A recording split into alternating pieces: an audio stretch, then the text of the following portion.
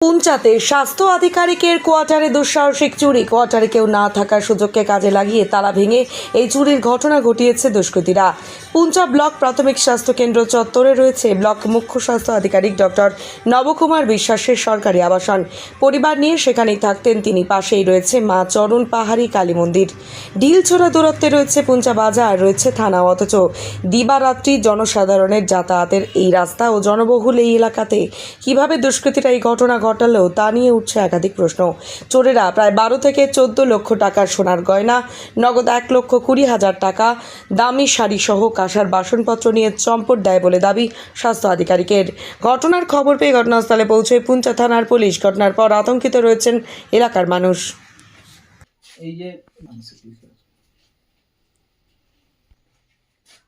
আর এই গেট দিয়ে এক্সিট হচ্ছে, এই গেটটা খোলা ছিল, কালকে বন্ধ করে, আর এই দরজাটা এখান থেকে নিয়েছে, আবার প্লাস্টিকের কাগজ দিয়ে ধরেছিল, ধরে তারপর আবার লাগিয়ে দিয়েছে।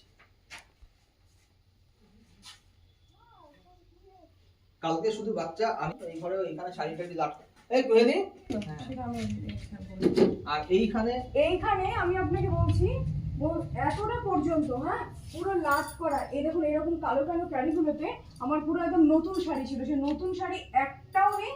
ঠিক আছে, দেখুন ছড়িয়ে ছিটিয়ে, দেখুন এগুলো এগুলো পুরনো, এগুলো নেই। ওখানে পুরনো দেখেছি, ওটা বের করে ওখানে ফেলে দেখে গেছে।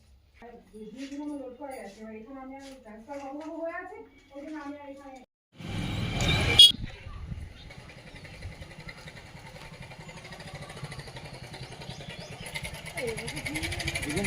চুরি হয়েছে। দেখুন, গয়নাগাটি আমার সমস্তটা এখানে ছিল, কারণ আমার বাবা নেই, আমি অনলি চাইল্ড। হ্যাঁ, বাপের বাড়িতে এখন আর কেউই থাকে না, মানে মাও আমার কাছেই থাকে। আমার প্রেগনেন্সির সময় থেকে মা ধরুন 1-1.5 বছর ধরে আমার কাছেই থাকে। এবার বাপের বাড়িতে ধরুন ফাঁকা বাড়িতে ফেলে রাখা যায় না, সমস্ত জিনিসপত্রই আমার বিয়ের দানের থেকে শুরু করে এবং সমস্ত, এবং পূর্বপুরুষ থেকেও পাওয়া, কারণ মায়ের গয়না মা আমাকে দিয়েছে সেই রকম। তারপরে ছেলের গয়নাগাটি, বাসনপত্র, আর আমার একটা শাড়ির বিজনেস ছিল, যেটা এখন ধরুন বন্ধ আছে, কারণ আমার ছেলের জন্য আমি এখন সময় দিতে পারি না, করতেও পারি না। এখান থেকে ধরুন আমাদের ট্রান্সফার হব হয়েই থাকছে, ওই জন্য আমি দেখলাম শাড়িগুলো আমার স্টক ছিল। আমি তো যখন চলেই যাবো বা কিছুদিন পর বাড়ি যাবো, আস্তে আস্তে নিয়ে গিয়ে তখন আমি বিজনেসটা আবার চালু করবো। আমি মানে বন্ধই ছিল, সেইভাবে আমি এখন আর করতে পারিনি। তার মোটামুটি 1 থেকে 1.5 লক্ষ টাকার দামি দামি শাড়ি ছিল, এবং নতুন নতুনগুলো নিয়ে গেছে, যেগুলো ধরুন আমার পরাও তো কিছু কিছু ভালো শাড়ি থাকে, সেগুলো নেয়নি, খুব কম নিয়েছে আর কি। হয়তো নতুন নতুন সিল করা করে দামি দামি শাড়ি নিয়ে গেছে। সব থেকে হচ্ছে গয়নাটা নিয়ে গেছে। কতটা গয়নার পরিমাণ? গয়না প্রায় 14 ভরি আমারই, আর ছেলের প্রায় 3.5 ভরি হবে। আতঙ্কে রয়েছে, ভীষণ পরিমাণে আতঙ্কে আছে। কি অবস্থা, কালকে এসে আমার ছোট বাচ্চা, আমার 10 মাসের বাচ্চা, আমরা এখনো ঘরে ঢুকতে পারিনি, কিছু খাওয়া দাওয়া হয়নি। কি অবস্থা, সবই তো ধরুন চলে গেছে না। আর আমার দেখুন, ডাক্তারবাবুর বাড়িতেও কেউ থাকে না, ডাক্তারবাবুর বাড়িটা ইনকমপ্লিট হয়ে আছে, ডাক্তারবাবুর জিনিসপত্রও এখানে থাকে, প্লাস আমার বাপের বাড়ি পুরো স্টক। আমার বাপের বাড়ি গেলে হয়তো সেরকমভাবে কিছুই পাবে না। কি চাইছেন এখন? এখন চাইছি আমি জিনিসগুলো উদ্ধার হোক, সেটাই চাইছি। এবং পুলিশকে জানিয়েছেন? হ্যাঁ, পুলিশকে জানিয়েছি, এটাই চাইছি, পুলিশের তৎপরতার সাথে এগুলো উদ্ধার হোক, কারণ এটা কী করবো, তো পুরো নিঃস্ব একদম। আমি যখন এখানে ছিলাম না, আমি বাড়িতে গেছিলাম, এবং বাড়িতে যাওয়ার সময় আমি থানাকে ইনফর্ম করে গেছিলাম, ঠিক আছে। এবার কালকে রাতে আমি এখানে 11টা 10-15 নাগাদ ঢুকে, আমি যখন এই গেটটা তালা ভাঙা দেখলাম, তখন আমি এই পর্যন্ত সামনে বারান্দা বন্ধ ঢুকে আমি দেখলাম বাইরে থেকে মনে হচ্ছে সমস্ত ঘরেই চুরি হয়েছে। ওটা দেখে আমি আর ঢুকিনি, ওসিকে ফোন করেছি, ওসি এসছে, ওসিকে সাথে নিয়ে ঘরে ঢুকে এই অবস্থায় দেখছি। তাতে আমার দেখছি সমস্ত ঘর থেকেই দামি দামি জিনিসপত্র, গয়নাগাটি সমস্তটাই নিয়ে চলে গেছে। এবার এইভাবে চুরি হয়েছে আমি কখন ভাবতেই পারিনি, কারণ আমি এখানে 5 বছর ধরে আছি, এখনও পর্যন্ত কোনোদিন হয়নি। এর আগেও আমি চলে গেছি, কখনও কোনোদিন হয়নি।